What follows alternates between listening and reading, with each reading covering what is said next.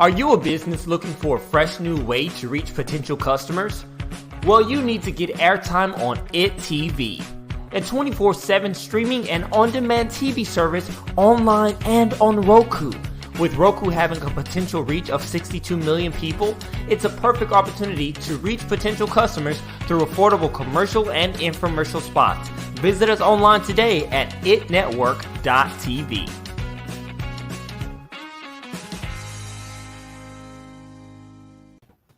Good morning, good morning, good morning, and thank you for joining me on another episode of the Roundtable Talk Show. I am your host, Sharifah Hardie, and we have an incredible show for you today. We're going to introduce you to some new guests. We're going to learn, we're going to laugh, we're going to share this information. So if you have any entrepreneurs in your network, if you have someone who maybe they're starting their business and they, maybe they have some questions, you definitely want to share this show with them so they can learn. So make that tweet, send that post, send that text, send out that email, but let everyone in your network know that the Roundtable Talk Show is live. And as I always say, friends don't let friends miss out on the Roundtable Talk Show. So while you're going ahead and sharing the show with your friends, I'm going to go ahead and introduce our first guest, Mr. James Klopovic, commonly known as Jim. Now, Jim is an author, he's a mentor, he's a friend. Good morning, Jim. How are you? Well, as if you'll excuse me, I asked the question in a certain way that I'm too young for Medicare and too old for the women to care. So Never heard start out with a little bit of humor. Is this just the brief introduction, or do you want me to go a little further for what I'll introduce? Just give us a little bit about yourself, who you are, what you do, and what you're passionate about. Right. Jim Klopovic, of course. I have had two careers, 45 years in the public sector. I am retired military. I go back to Vietnam. And I also finished up with 25 years at the North Carolina Governor's Crime Commission, where I helped with granting at the municipal level of government. This book, which you see there, has given me a chance to redirect my life and answer some fundamental questions, because life is good. And anyone can pursue it, especially early as possible. I am glad to see that I'm probably the oldest one here, and I hope that I will be able to share some experiences and wisdom. I believe that obstacles are not in the way, they are the way. I love that. So many questions for you, Jim, but we're going to come back to you. I want to go ahead and introduce our next guest, Mr. Coach Vikram. He has been unemployable since birth. Vikram has never stopped. Resilience should be his middle name. He is a vulnerable man who embraces all his journeys through. He is a victor and won't stop. Let's go, Vikram. Good morning. How are you? Good morning. Good morning. Good morning, everybody. What is up today? I love your energy. Why not have energy, right? Good choice. Yeah, I am a serial entrepreneur, as they would call them. I've lived in the back of my businesses before. I've lived in my friends' bedrooms. I've actually lived in a client's house and had to wash my own laundry at one point in the shower because I couldn't afford to market and build the business and also have a place to live that I wanted to live in.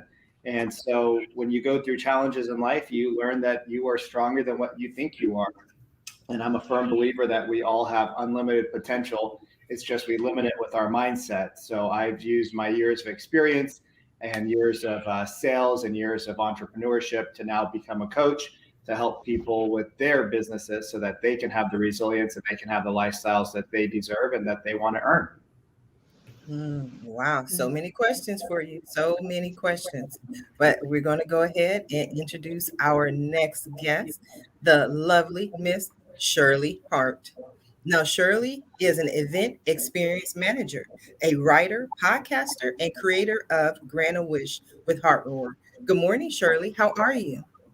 I'm fine. Thank you so much for the opportunity to be here. My name is Shirley, and I'm a millennial living in a new city away from home. And I am the podcast host of a Lifetime Show with Shirley. I am also a communications director at a tech company. And my podcast is all about, and business that I have is all about creating experience for people. I feel like in our lifetime, we have to be authentic. We have to create memories. We have to connect with people. And that's all I'm about. That's all my brand is all about. I try my possible best to create events that people would always remember. I create events, I connect people. I try my best to bring out the best version of people and hear their stories. I feel people shouldn't filter their stories. Our stories are our strengths. Our scars should be celebrated and not to be hidden. And that's all I do from my business to my podcast. Thank you for having me here. Absolutely. I love your accent. Where are you located? In Abuja, Nigeria. You're calling in all the way from Nigeria? Mhm. Oh, wow. I love it. I love it when I have guests all over the world. It makes for an interesting conversation. No, I'll come back to you, but I want to go over to Jim for a moment. When you heard Coach Vikram speak and share his story, what were your thoughts? Um, uh, this is actually a segue into something that I might do that never has been done before. Is that your guests here naturally are trying to carve the best path forward out of their lives by being a coach, by being involved, doing podcasts, and so forth. So I would like to broach the topic to you, and if you wish to pursue it, I of course can. Um, the process through life is just a matter of discipline, and it's a matter of putting things on a schedule, and it's easily doable. I could go on in detail, but I want to begin with a question, and then hopefully you'll want to pursue it because I've done a lot of thinking and doing as to the answer. So here goes. How do you die well? Let's leave it at that and let's promote some conversation. I hope you do because the answer is revealing. Coach Vikram, how do you die well? Well, because I've actually buried myself in the ground a couple of times, the way that I feel you die well is you think about death, right? You think about what your life would mean to you and what your life means to you. And you actually think about death. Like in Stoic philosophies, you think about, they talk about death. And death isn't something that you should be afraid of. Death is something that you should be excited for, because if you live every moment present and every moment in the best form possible, you can see my shirt says me versus me, you realize that the only challenge you have in life is yourself. And so you shouldn't fear death. You should actually embrace death, because live a present life, live a present moment, and then you don't have FOMO about death. And so for me, it's like Jim said earlier, it's about creating that schedule, creating that, that perfect day, right? If every day is as perfect as you can be, then when you're at home, you can be present with the people you want to be with. When you're at a party, you can be present with those people. And so you got to learn to be present, but you just got to think about it. Like, if I were to die today, what would my life be like? And when you go to a retirement home and you talk to the people in there, they don't talk about their wins. They talk about the things they didn't do. So just do those things now and get over the fear. Excellent. Shirley, what's your response to the question? How do you die well? Honestly, I don't know. And I'm not even going to claim I'm not even going to claim that I do know that answer. But I'm very curious to get that answer because I'm really thinking. So I don't have an answer right now. I really don't have an answer right now.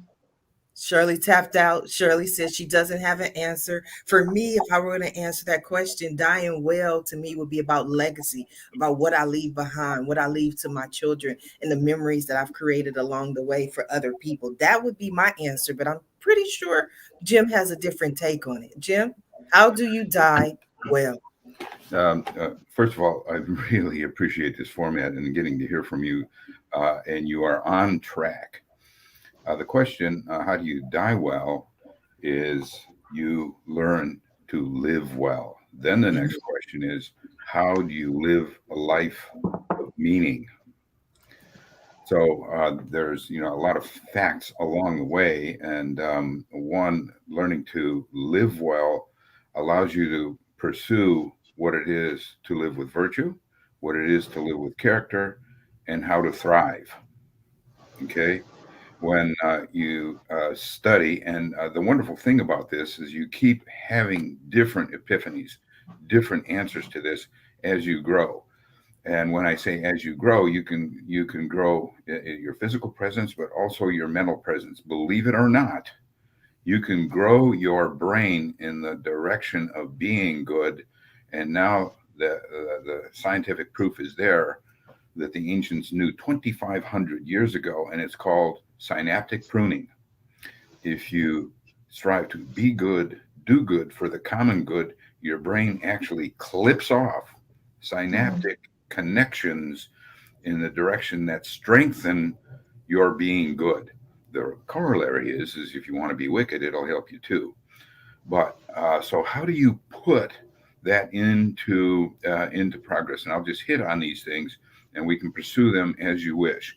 The first thing is to understand what the cardinal virtues are. Understand them, so then you can ask the basic question. Anything you do, by the way, you can do the who, what, when, where, why. That's good for analysis, but you have to take a step forward. Nothing happens unless something moves. Thank you, Albert, as in Einstein. So the cardinal virtues, there are just four: justice, wisdom, temperance, and courage. Character, two elements, that's all: humility and introspection. And learning to thrive is taking care of the temple, body, mind, and spirit. And I'll leave it at that because I'm interested in your questions, especially how one is to put that together. There you have just a brief introduction, and then there happens to be a book where you will get a full explanation of it. Thank you very much. So, Principles and practices to live and lead well. So Shirley, Mr. Jim gave us his answers to the question. What were your thoughts? Okay, well, I think Shirley's over here thinking.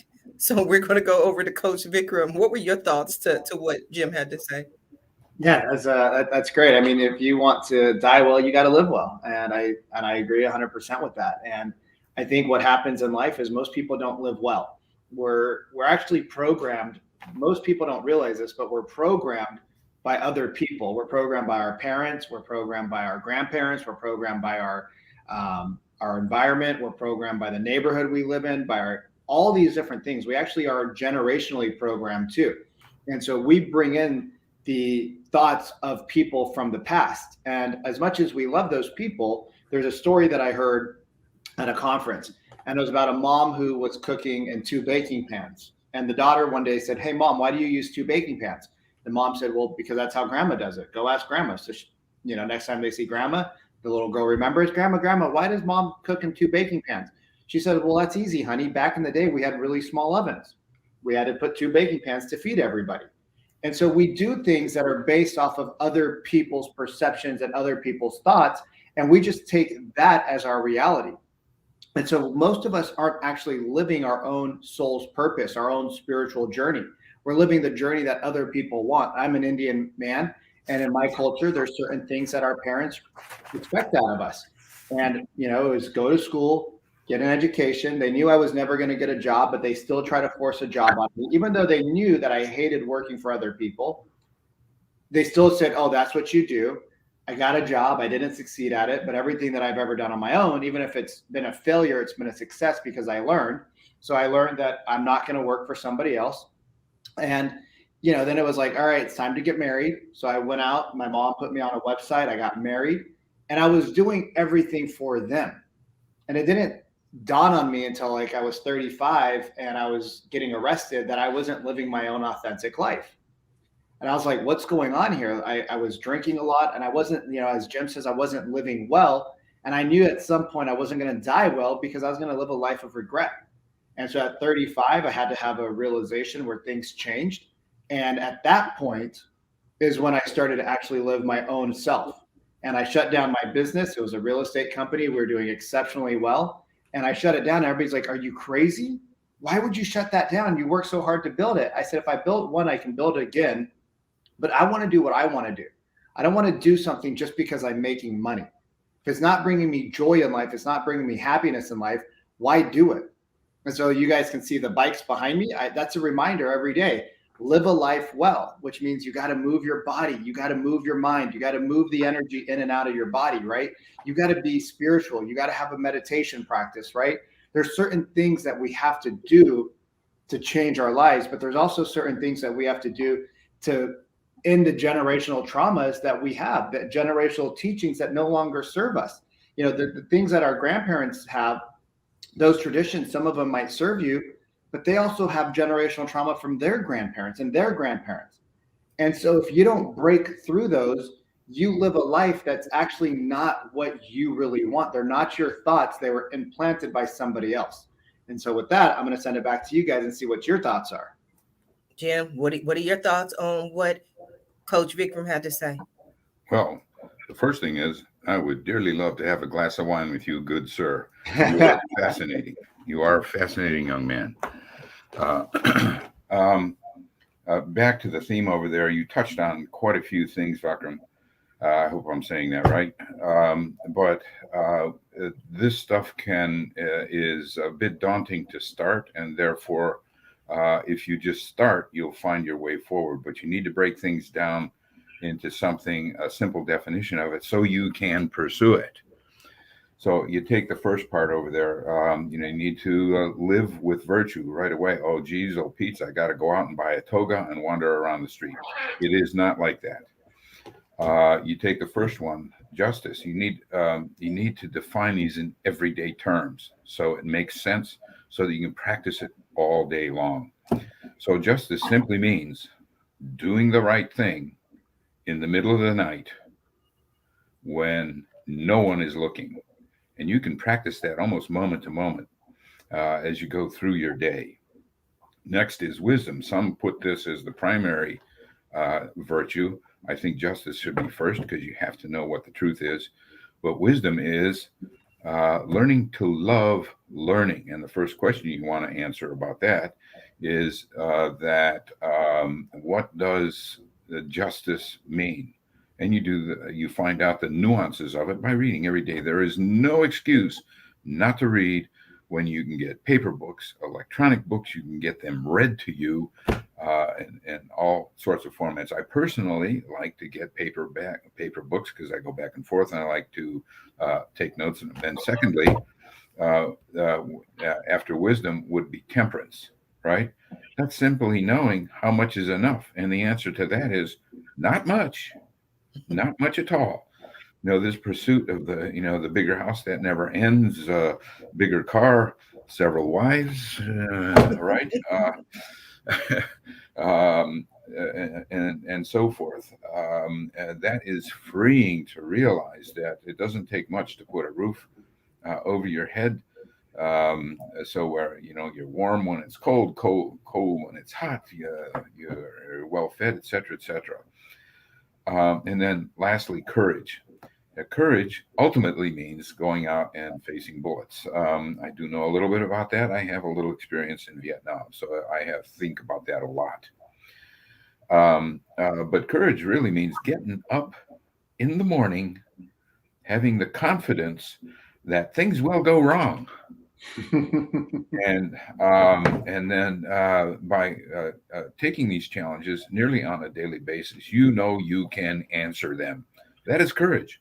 It doesn't mean facing bullets. It means getting up with enthusiasm in the morning and say, come on, I can do it, and do it.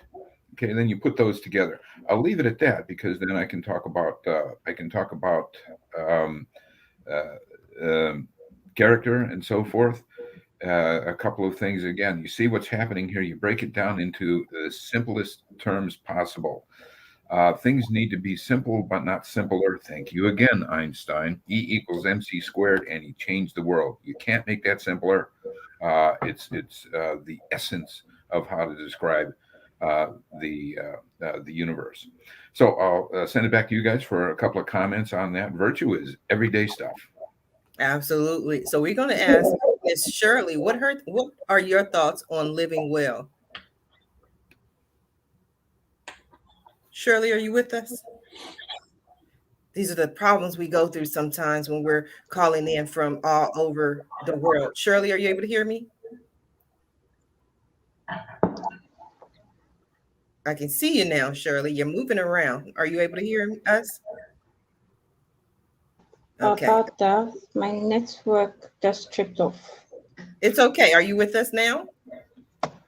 Yeah. Sorry. Yeah. It's Can you okay. hear me? Yes. Can you hear me? Not really. Okay. So we have Shirley over here with some technical difficulties. We'll see if we can get Shirley back into the conversation. So I'm gonna go back over to Jim, even though Jim threw it to me in the newsroom. I'm gonna throw it back to Jim because I would like to know, what is a new wave leader? A new wave leader understands that the old way of leading top down is out the window. Mm-hmm. In fact, I have a little chart that talks about this, and I do recommend reading the book on leadership by General Stanley McChrystal. If anybody knows leadership, he does. First, you have to understand what the myths of leadership are. Well, let me back up. The book poses the question and answers the question, recognizing we are all leaders, even if you just have a significant other. Certainly, if you start a family, you are a leader. Make no mistake. So we need to get that right. Okay, with that basis, the myth about it is that leadership is formulaic. You know, you do this, you do that, you're a leader. No, you're not. I'll go to develop that point about the formula for leadership, which is out the window. The reality is context matters, which often is complicated, dynamic, fluid, and unpredictable. The new wave leader, then, talking about the formula, perceive the meaning of the moment and act accordingly. And again, we get back to the Stoics. Sight and perception. Sight is weak, perception is strong. What we see only hints at the meaning of what is happening to us and around us. Meaning matters. Then the next myth is attribution or an appointment. It's not just an attribution like I've been born into a position. That's really gone out of the window because the system matters. The organization is a system of people collaborating towards a common good. The whole is greater than the sum of the parts. Inspired followership matters. Again, I'm skimming over the top. And so the new wave sees the leadership as a path, a journey, a process. The path is primary because it leads to meaningful goals. The last myth is that results matter. Oh, geez, son of a gun. You know, we got to have, the sales matter, the revenue matters, recruiting, all that. No, what matters is with a leader going forward is symbolism matters. Meaning, purpose, and symbolism of virtues and values energize the action to this common goal. So goals are achieved by collaboration between matrices of partners and coworkers focused on a motivating vision led by an inspiring person. So this new wave understands meaning, they understand the journey, and they understand true collaboration. A quick point on that. Cooperation gets you to the end of the day. Hot dog, it's 5 o'clock. I hate my boss. I hate my job. When's retirement? And then collaboration, done correctly, puts everybody on a vision that is bigger than any one individual, and it's wonderful. So that's skimming leadership over the top. Okay, and we're going to get Coach Vikram's take on leadership and new wave leaders. Yeah, I agree. Leadership is not because of your position. Leadership is because of what you do. And leaders are, the old school leader it's dead. Nobody wants to work at that company. And the new generation, they are very focused on quality of life. They're very focused on living life differently than what parents did. New age, the younger generation, they don't necessarily want to open businesses and be number one. They love being number two. They don't mind it. It's not an ego thing because they want a different quality of life, but they want to follow somebody who has the vision, somebody who is doing good for the community, somebody who's doing good for the world. And in my household, right, I can just give you some examples of how we grew up. My dad is the ultimate authority. You know, he uses the word respect. I use the word love. And he says, you need to respect me, and it's my house. And I said, well, you need to love us because we are your children. And it's very it was very combative growing up because he wanted a certain form of respect and we wanted a certain form of love. And leadership starts at home, right? If you can't lead your family, you're going to have a hard time leading other people. And so when you start to become a leader and you start to think about a leader, it's about EQ, right? EQ outweighs IQ when it comes to making money, when it comes to getting people to follow you. People will like you because you're smart. Oh, that's a really smart person, but I don't want to work with them or for them. But if you have great EQ, people will follow you into a war. I think of the movie Braveheart when William Wallace goes into war and he says, you know, his speech, and everybody follows him knowing that they're going to potentially die, knowing that it's a much larger army, but because they're passionate, they win. And that's what true leadership is that you can get people to follow you into war. You can get people to follow you into the unknowns. You can get people to follow you at times when you say, hey, we're going to have a tough time making payroll. But I know my vision is there, and I know this is going to succeed. I know this is going to change the world. I know it's going to change people's lives. And when you have that, you get collaboration. But if you don't have EQ and you're all IQ, you're muscling your way through life, and that's not the way people follow you. They'll work for you because they need money, but they won't follow you because of the passion inside of them. That's very interesting. It's quite a few points. Now, I have some other questions, but we are going to stop for a brief commercial break, and we'll be right back. You need jordansrooter.com. Get free estimates, 24-hour service, special discounts for seniors and veterans. That's jordansrooter.com. Have a home repair or some remodeling you need done? No problem. We can handle all that too. Give us a call today at 800-300-0358. At Jordan's Rooter, we take pride in our work and always make sure to get the job done right the first time. That's jordansrooter.com. We want to be your Mr. Fix-It. I've had this problem. Big problem. I really needed A good business consultant. And I kept searching. and searching. There are so many choices. It's really hard to find one that has all the things on my list. But I finally did it. Yes. Thank you. If you are looking for one as well, Look no further. Here's a really good one. Just use mine. Use mine. I'm very satisfied. Definitely recommend. Problem gone. Thank you.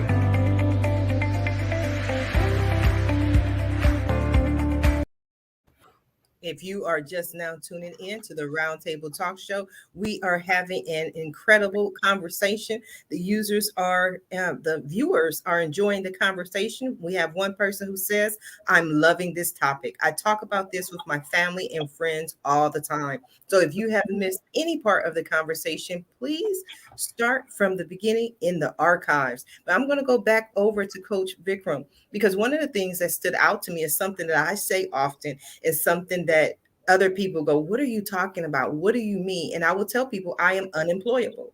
And people are like, everybody can get a job. And I'm like, no, it's a state of mind. I am unemployable, because I go in and I'm like, they're like, you got to do this. I don't want to do that right now. I don't want to, so there's no way I can work for anyone else. Talk a little bit about your realization of knowing that you were unemployable. I remember when I was a little kid, my dad's a doctor, and I'd go into his office and I would tell the nurses, because they try to stick me with shots or take my blood, whatever you needed to do, right? And I would tell the nurse, if you stick me with that needle, I'm going to tell my dad and you're going to get fired. And she goes, that's fine. I don't mind. I'd rather be at home anyways than chasing you little snots around the office and having you scream. And I said, I'm gonna fire you. And I was just always this rambunctious kid. And I didn't mean it like, I didn't understand what firing meant at the time, because I actually hate firing people. But when I was, 15, my parents had a restaurant. 14 years old, they had a pizza place, and I worked for them. And I just remembered my hands always stunk. I always, cleaning toilets. And I was delivering pizzas at 14, semi-illegally because I knew how to drive. And, that's just what you do. You fill in wherever you need to fill in. And I thought this was cool. But I remember when I was 17, I got a letter from Cutco to sell knives, Vector Marketing. And they were offering $14.75 per qualified appointment. I didn't know what a qualified appointment was, but I just knew that was more than I was making at the pizza place. And I came home after the interview where the manager and I hit it off. We were totally cool. His girlfriend at the time, who was super hot, who I had a crush on, I think everybody in the office did, she drove us home because my brother and I were walking because we didn't have a car. So we were walking home and she's, picked us up and she drove us 10 miles down the road so that we could get home in this 102-degree heat in Bakersfield. And I come home and I'm like, hey, Dad, I got this opportunity to sell knives. He's like, selling knives? That's stupid. I'm like, whatever. You say everything's stupid. And so at that point, I said, I need a raise of 50 cents. 50 cents. Like, it doesn't matter if the business is making money or not.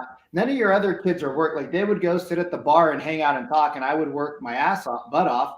And I said, I want a 50-cent raise. And he said, no. I said, well, then I quit. He says, what are you going to do? I said, I'm going to go sell knives for the summer. He's like, nobody's going to buy these knives off of you. I'm like, well, I'm going to try. And I realized at that point that nobody, even your family, will give you a raise. Right? Gary Vaynerchuk talks about how he worked for his family business for years. He built it from, $3 million to like $50 million, and he still made a crappy wage. But his dad was living a great life. And I was thinking about, I didn't know, obviously Gary Vee wasn't around at that time, but in my mind, I was thinking, you're not going to give your own kid a 50-cent raise, then why shouldn't I try to go do something else? And at that point is when I kind of realized, okay, I gotta make my own money, because the family business isn't going to give me a lifestyle that I want. I could work 100 hours a week and barely make any money, whereas this other position, I could do 100 hours a week. And if I make a couple of sales, I'm going to make 3x more, 4x more. And it was, it was kind of at that point when I realized, okay, I mean, I sold weed in high school. So when I was in high school, I sold weed. When I was a little kid in 4th grade, I raised more money for the jogathon than anybody had ever raised. So I knew I had this hustle inside of me, but I never really tapped into it. I was just having fun at the pizza place. We got free food. It was high school. I was making a lot of money on the side selling weed. And I've always had that just street hustle. We would go and, on the days we weren't working at the restaurant, we'd go and we'd wash cars in the neighborhood. We'd plant plants in our neighbors' houses.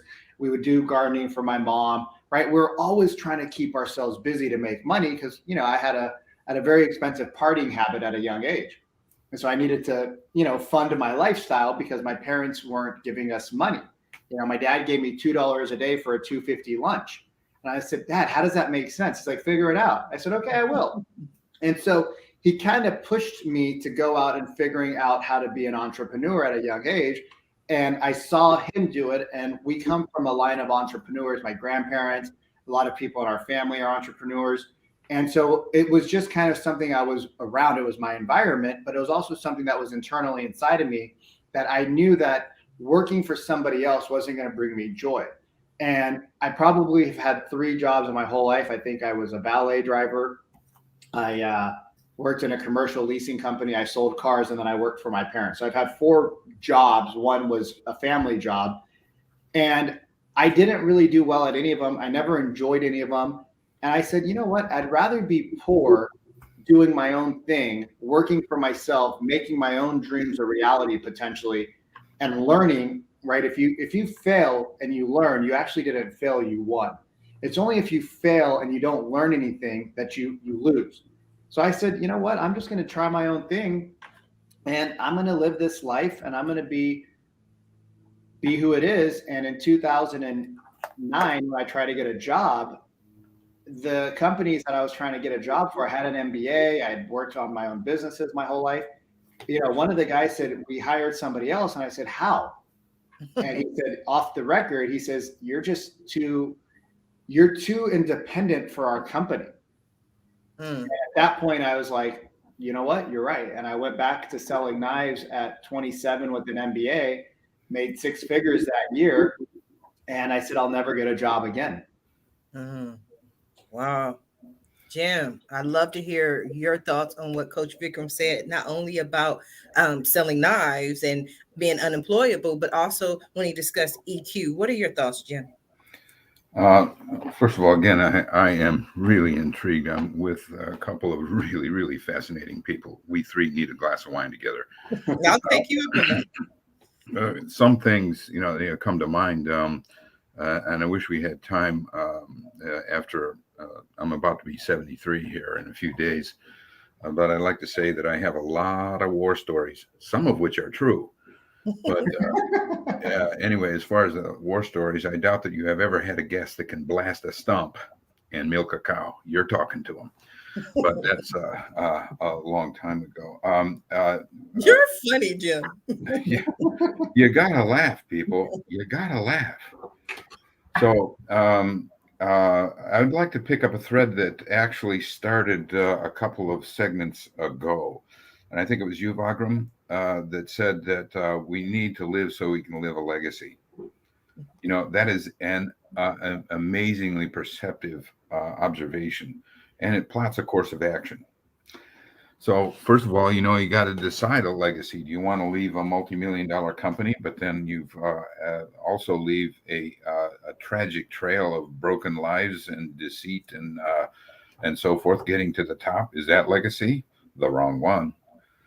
So, but legacy, even down to the people, a person who does a regular job and has a family. What matters is starting to do the things to earn the respect of respectable people. Some people aren't worth,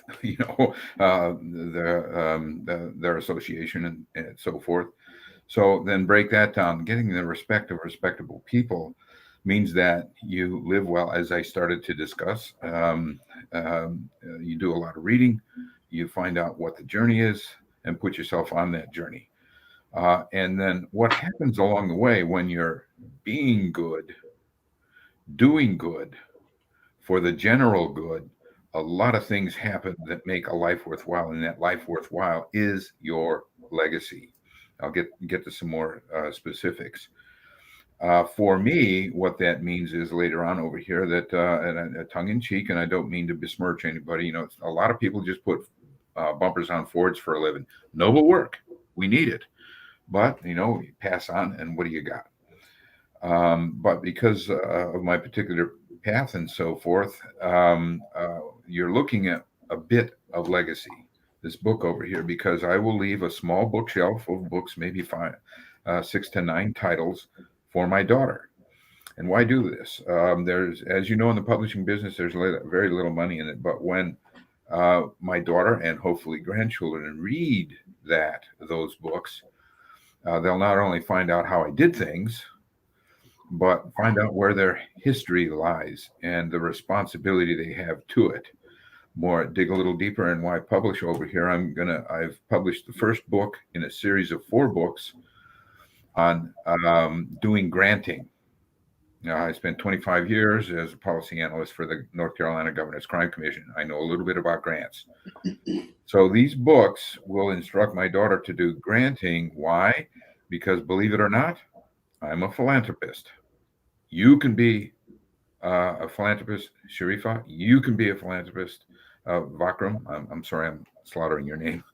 And you can start it for just a few $1,000s. But with the $1 down, $1 a week, you can build that through a lifetime to be a lovely 6 figures. Then you can do some good. But these books will describe what's called capacity building. That is building permanent answers to permanent problems.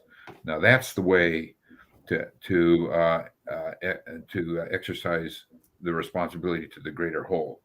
And who knows where they'll go? Because if a local community does one project on capacity building, there will be a ton of ideas that they can build on that. And it's also a very efficient way to do things. Go on and on. I've had two careers. I have made it a point to, in a lumpy, bumpy life, I'm here to tell you, I did not get this far unscathed, ladies and gentlemen. I've done some things.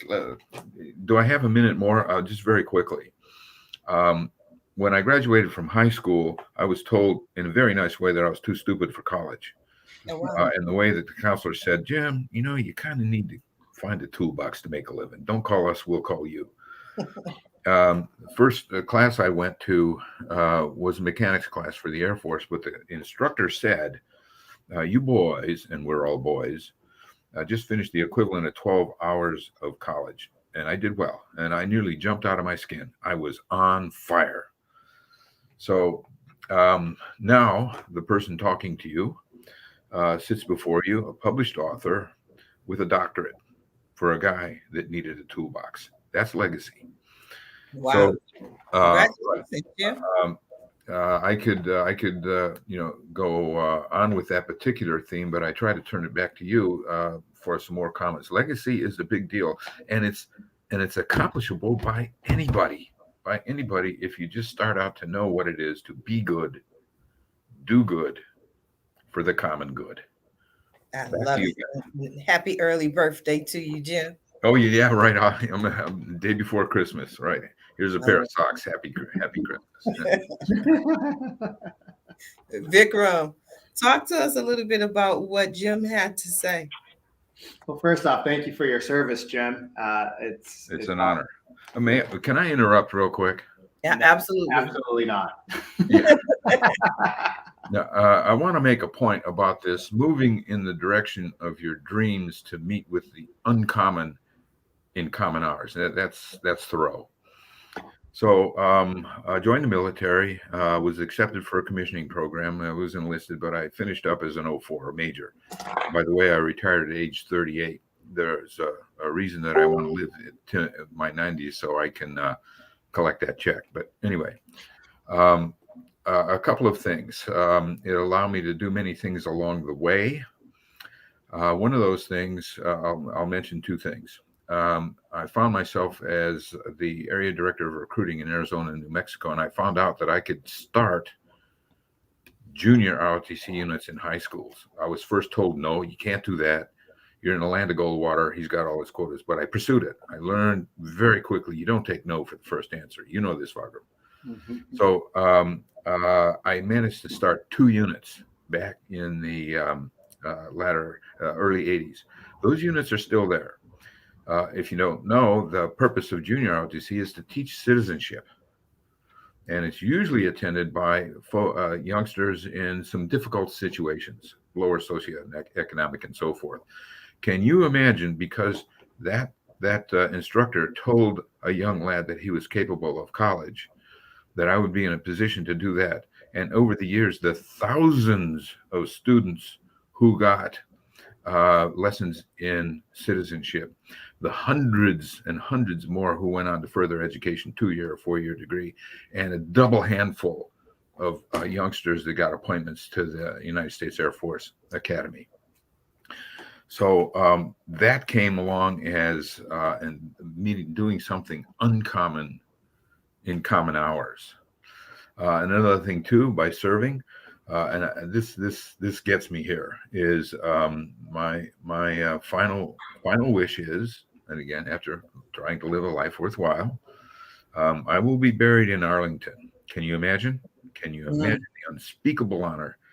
And now my daughter is coming into the medical corps for the United States Air Force Reserve, and guess who is going to have her in front of a flag and say, raise your right hand and repeat after me, promise to protect and defend against all enemies, foreign and domestic.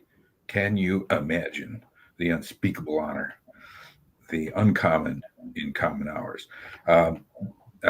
Talking around legacy and so forth, but just a couple of comments why this journey is not only important, it is vital.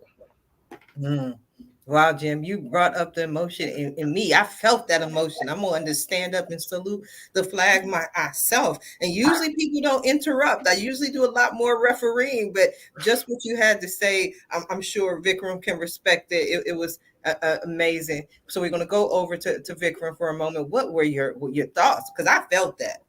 Yeah, no, you're a passionate man. You're funny too. I like it.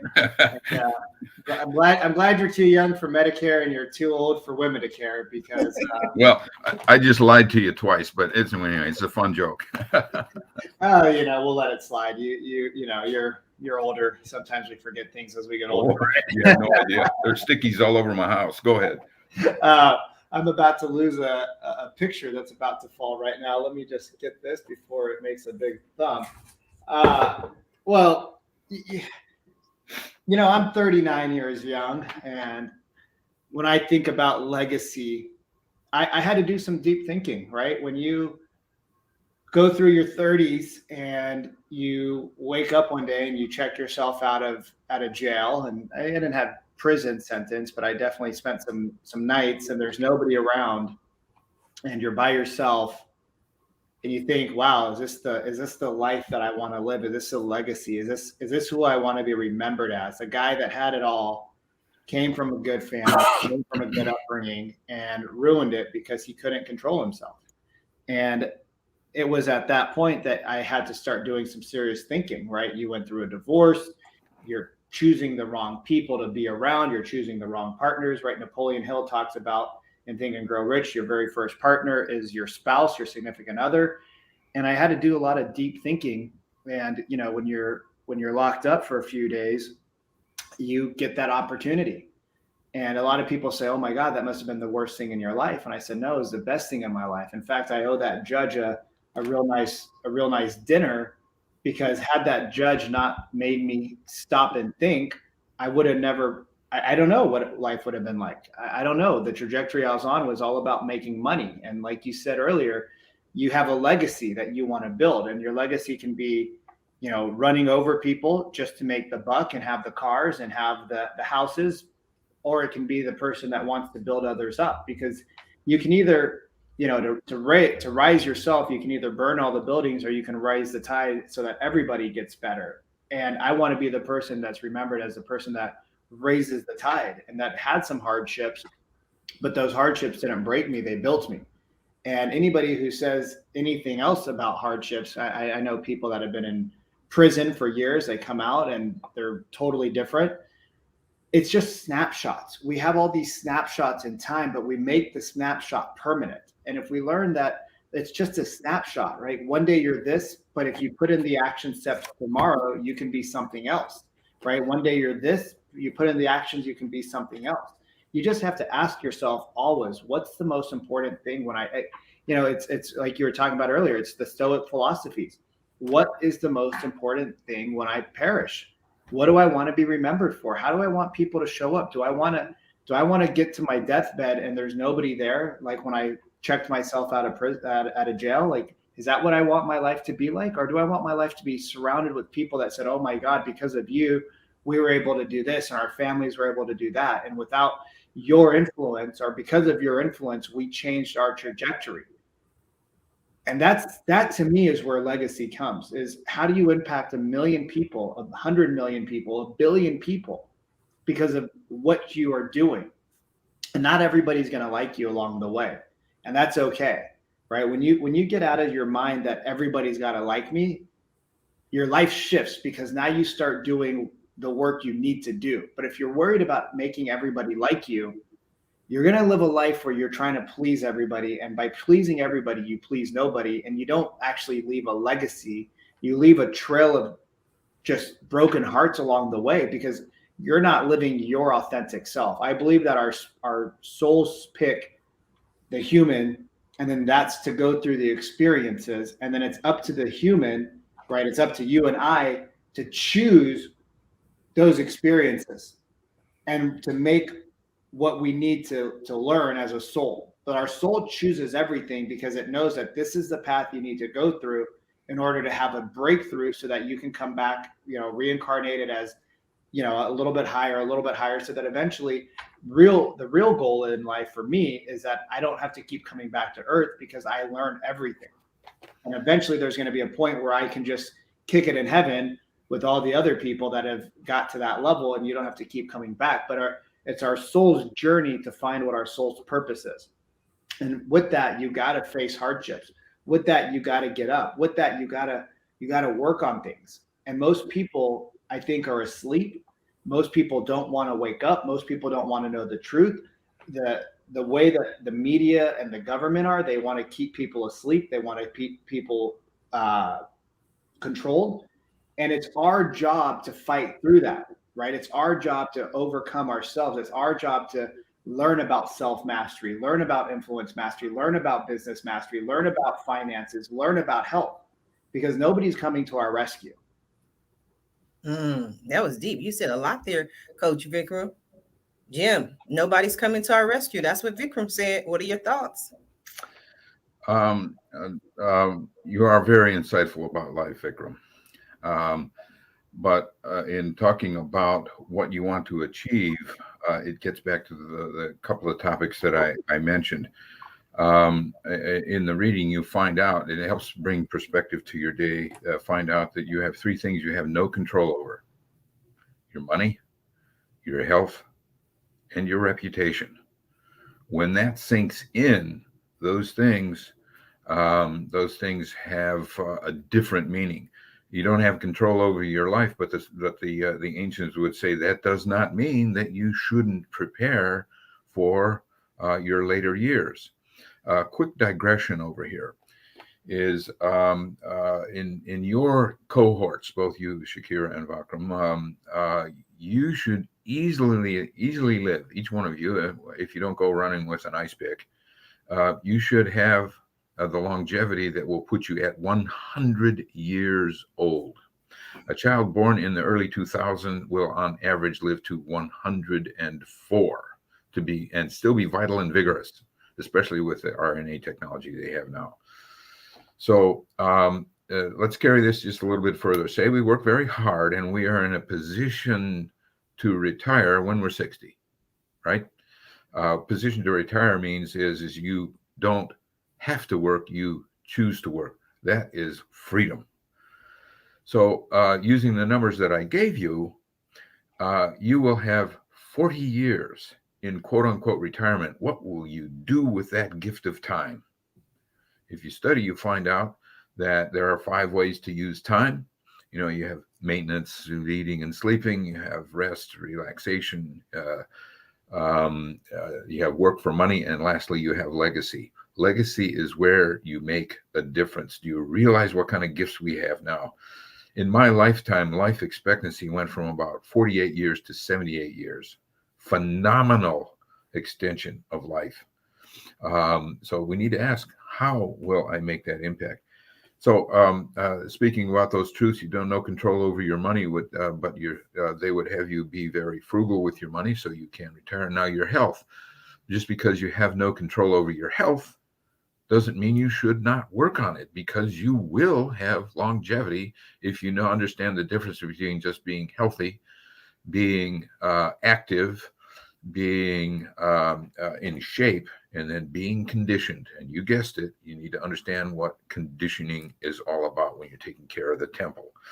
And your reputation, that's why I said early on over here, you want to earn the respect of respectable people. But when you realize you ultimately have no control over it, it doesn't bug you when somebody calls you a schmuck, or in Vikram, your case in point, when you get thrown in jail, you learn from that. Somebody's got right. That's chiming in over there. I could go on about any one of these particular topics. Just as a quick summation, when I was talking about the truths and so forth. This is how you put it together so that you live well to die well, yes, but then it's also about leaving a little something that contributes to the whole. And by golly, is that nice. And I just hinted at a couple of the wonderful things that happen when you do this. Not to say, hey, everybody's got their ups and downs. The marketing this book gets to me. But then I realized that I can handle it. I can handle it. And you ought to see what I have planned for next year. Life is good. I'm pretty sure life is good for you, Jim. Yeah. I could just sit, and not that we're going to do it and not that we have the time, but I know I could just sit and listen to your stories for hours and hours. I love this, hearing people and their experiences and learning and taking notes. I've gotten so much out of this show. Now, we are coming down to the last few minutes of the show. And what I love to do at the end of every show is just simply allow my guests the opportunity to speak directly to the audience, to everyone who is watching this show live, as well as everyone who is watching in the archives, and let them know what you want them to take away from your experience here today. And we're going to start with you, Coach Vikram. Well, I first wanted to say it's been an honor to be on the panel with you, Sharif and Jim. I've truly enjoyed it. I got a whole whiteboard and a whole desk full of notes that I've been writing down and just listening and learning. Jim reminded me of my grandpa, which I appreciate. He's no longer with us, but I appreciate you and your stories. And what I want to tell people, what I want to offer you to take home, if you choose to, is that you have the responsibility to make sure that you're prepared for life. And as Jim said, you don't have control over your money, your health, and your reputation, but you do have control over the actions you take on a daily basis. And if you take control of those actions, you become responsible for everything in your life, then your money will probably be okay, your health will probably be okay, and your reputation will stay intact. It takes a lot more work to rebuild your reputation, your money, and your health once you lose it than it is to just maintain it. So by doing the things that you need on a daily basis, 15 minutes of workout a day will take you farther than trying to do 4 hours at one time a week. One page of reading. My goal isn't to read a book a day. If I read one page a night, I'm happy. It ends up being 5 or 10, but if I just set myself up for easy wins, one page, right? I don't say I'm going to go and do this 4-hour prospecting window. I just say I'm going to reach out to 5 new people, right? It's just setting yourself for easy success. And the same thing with your health. Little monumental, little changes in many different areas of your life will change everything. Little changes in many areas of your business will change everything. You don't need to go out and try to make a 20% shift in one area. What you want to do is make a 1% shift in many areas, and you get exponential growth. And so if you guys want to, my takeaway is don't try to go out and run a marathon. Just go run to the mailbox. Don't try to go out and make $1 million. Just go make your first 100. Don't try to go out and get 1,000 clients. Just go get one more than you already have. And if you do that, you'll see at the end of 365 days, everything in your life has shifted. You won't notice the shifts, but your friends will. And if you guys want to learn more about me and reach out, hit me up on Instagram, Coach Vikram Deol, or on Facebook. Absolutely. I like it. It's those little small steps that we take that make the difference. Jim, what would you like the people to take away from your appearance here today? Number one, living well is never too late. Never too late. And anybody can get on the path. And that living well is highly doable. It's a matter of developing some discipline. And as Vikram said, very important to do it a chunk at a time. You can put this into a process from early morning to late at night. And the things that you realize along the way multiply. Next is, remember, obstacles are not in the way, they are the way, and you welcome them. Not to be foolhardy, but you welcome them because this is how we learn and grow. And the last thing is life is good. And if you don't mind, I have put a lot of this stuff in Becoming a New Wave Leader. Notice that I put down there principles and practices to live. I put live first, then you can lead well. You can't lead without learning to live well. And even if you just focused on living well, that is a great pursuit in life. I wish we had time for some more stories and some gestalt moments, et cetera, et cetera. But life is genuinely good. I wish I had.